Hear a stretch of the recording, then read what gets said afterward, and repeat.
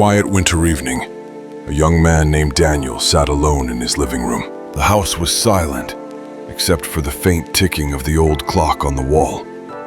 Every corner of the room carried memories of someone who was no longer there. His mother. The chair near the fireplace was still empty, exactly where she used to sit, knitting sweaters or telling him stories when he was a child.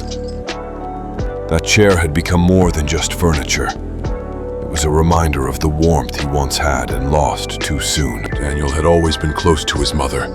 She was the one who encouraged him when the world made him doubt himself, the one who stayed awake during his exams, and the one who held his hand whenever life seemed too heavy.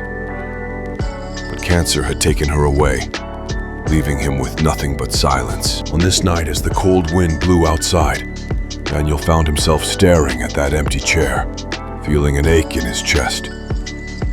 He whispered, "I wish you were here, Mom." Suddenly, his phone buzzed. It was a message from a local orphanage where he occasionally volunteered.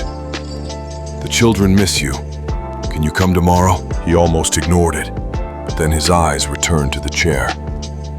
Something in his heart told him that his mother wouldn't have wanted him to drown in sorrow forever. She would have wanted him to spread the same love she gave him. The next morning, Daniel visited the orphanage. The children ran to him, their faces lighting up with joy. For the first time in months, he felt alive again.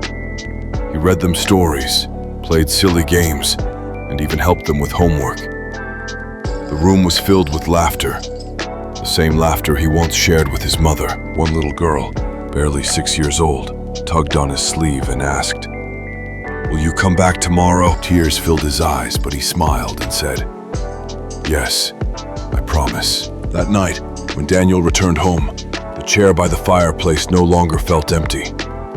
In his heart, he realized that his mother's love had never truly left him. It was alive in every smile he shared, every tear he wiped, and every child he embraced. From then on, Daniel made it his mission to visit the orphanage every week. The children began to see him as family, and in giving them love, Daniel found healing for himself. The chair near the fireplace remained the same, but Daniel no longer stared at it with pain. Instead, he looked at it with gratitude, remembering that love never dies. It simply finds a new place to live.